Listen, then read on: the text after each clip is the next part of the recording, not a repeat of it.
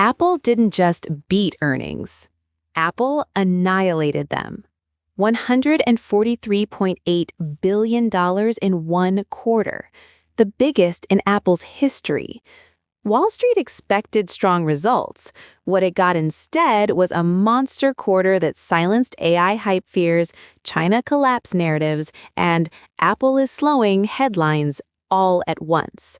So what actually happened? And more importantly, what does this mean for Apple stock going forward? Let's break it down. On January 29, 2026, Apple reported fiscal Q1 2026 earnings, covering the holiday quarter ending December 27, 2025. The numbers were explosive. Revenue, $143.8 billion. Year-over-year, 16% growth. Wall Street forecast $137.5 billion. Beat? Nearly $6.3 billion.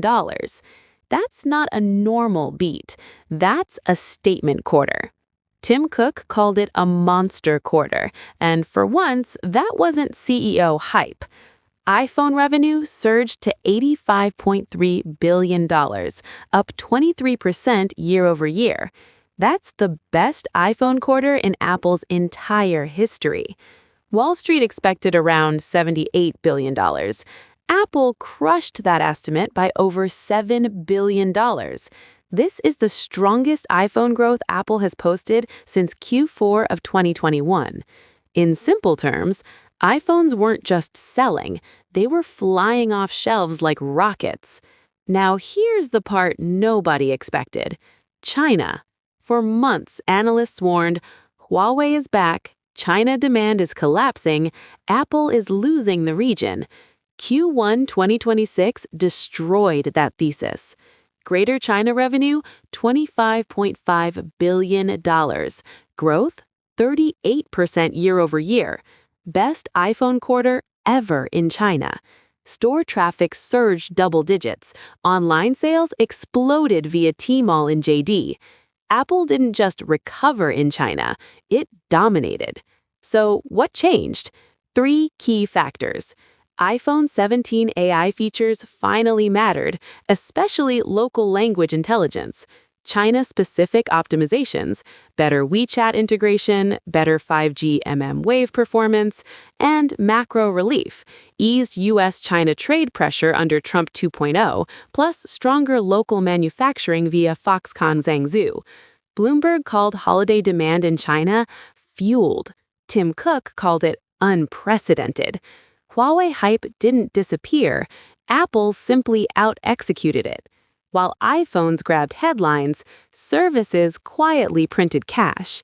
Services revenue, $30 billion. Growth, 14% year-over-year. Gross margin, 48.2%. Breakdown highlights. App Store gaming subscriptions surged. Apple TV Plus gained momentum after Emmy wins. Fitness Plus rode wearables adoption. And Apple Pay transaction volume jumped 20%.